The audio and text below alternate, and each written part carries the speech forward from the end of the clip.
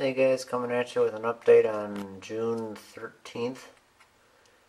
Boy, does that custom look good, right? Haha, try again. Yeah, I took the old original grill off. I got another one from a buddy of mine. I painted that one up. Put that on the tractor. Now the old original one's hanging in the garage here. Oh, what does the calendar look like this month? Everybody, you probably know who that is. Anyways, what in the world have I been up to?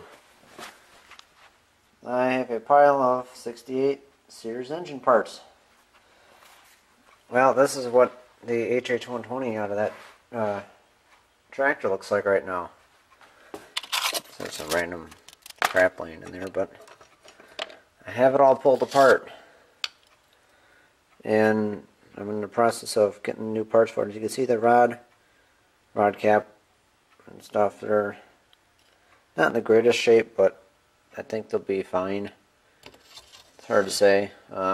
Top ring was stuck on it when I was pulling the ring out. The reason why I say it was stuck is because it was actually broken.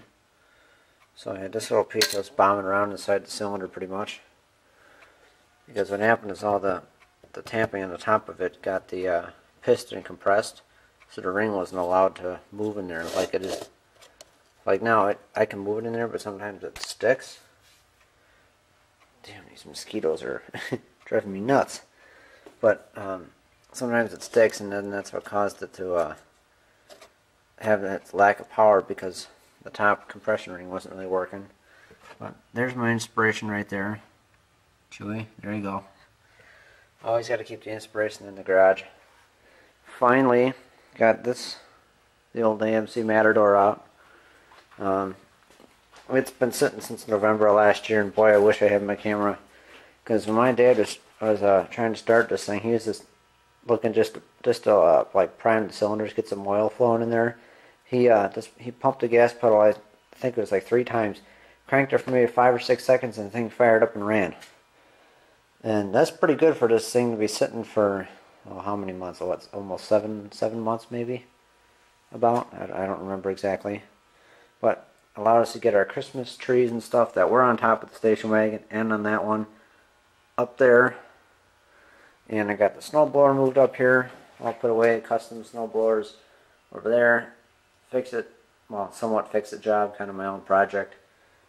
There's the Hobbin for the Suburban. And then there's the Hobbin blower for the 10.6. Not much else is new in here, other than Yardman fixed the job. That Yard Machines. It's got a weird story behind it. It'll run somewhat.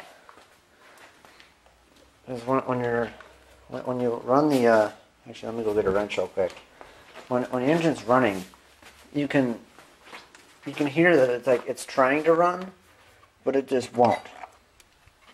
And the reason is the exhaust valve opens on the compression stroke slightly.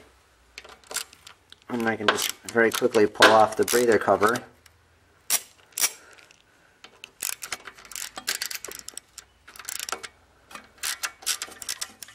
And it's like, when I first thought the symptoms, it was backfiring to the carburetor.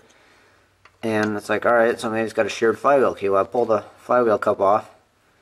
Flywheel key is fine. Timing is fine. The coil was out of adjustment. It was too far away from the flywheel, so it wasn't getting strong enough spark. Fixed that, and it got it to run somewhat better. But it was still having issues. But if I pull the breather off here, you can see.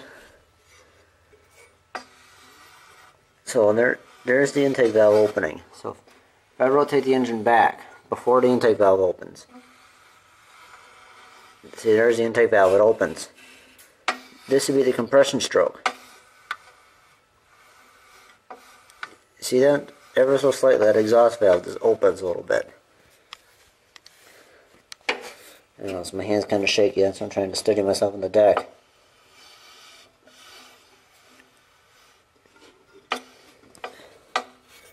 Let's see if I can do this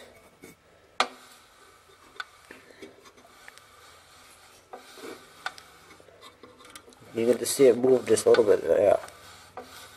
It's going back and forth. And then that would be the power stroke. And then you have the exhaust. Then you have your intake. And then a compression stroke.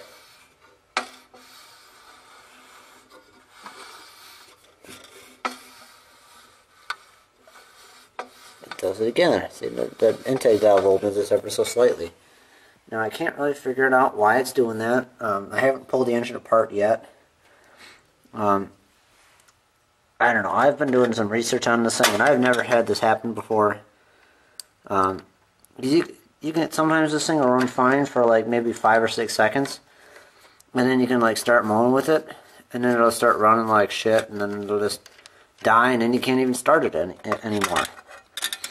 And it's got no power pretty much because the exhaust valve is not closing, or is opening on the compression stroke ever so slightly.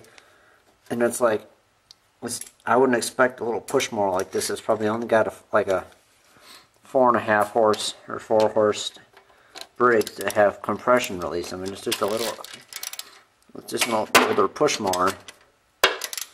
But this thing does have some issues. I mean, like they have some sheet metal holding that bolt on. This hole over here that's actually wallowed out and stuff. So this mower's definitely gone through some crap. But anyways, done with that. This is probably just going to get scrapped. Take parts off of it and scrap it. I don't need it.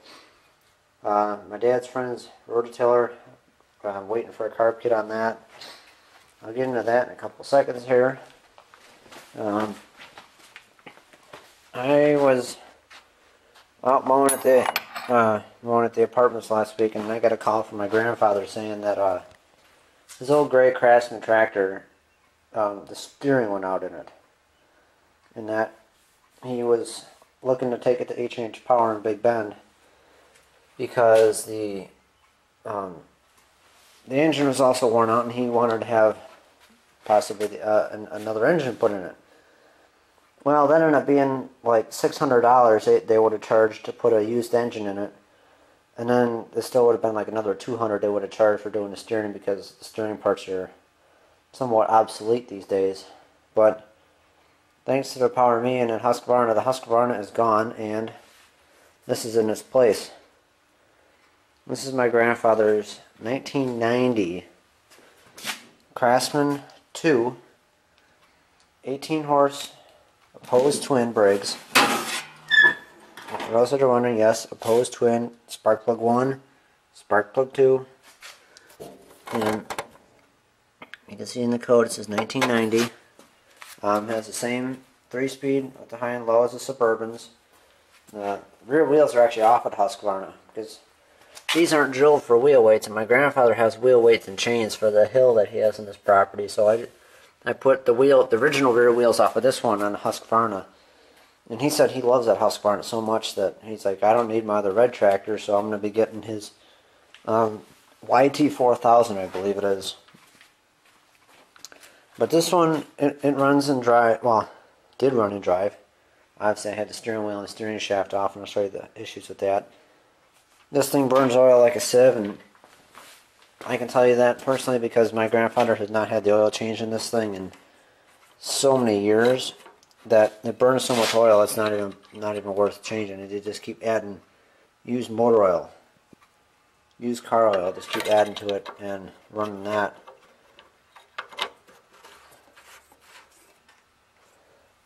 But there are some things that I have done to it. Like I did clean the headlight lenses out and stuff so they're nice and bright. I don't even know if they work anymore. But I have the steering wheel, steering shaft. He thought the steering gear on here was bad. It's actually in good shape still. But it ended up being this bushing. Yeah, it's all the way worn out and wallowed out into like an oval. Because this bushing rides right down there, and is allowing the shaft to move it around like that inside the bushing. And then this other bushing here is worn out on the edge. You kind of see that lip there on the edge, just not supposed to be there. That goes in this plastic, well, that goes over on this side by the bolt, and then the shaft where it's shiny goes through that plastic part there, and that was It's all wobbling around like crazy and causing the steering gear to jump teeth in the sector. But I've been wanting this tractor for quite a long time. I've always wanted an opposed twin. Finally got one, and I guess I'll leave you guys with this. There's not much else new around here. Oh yes, it is a V6, or is it not?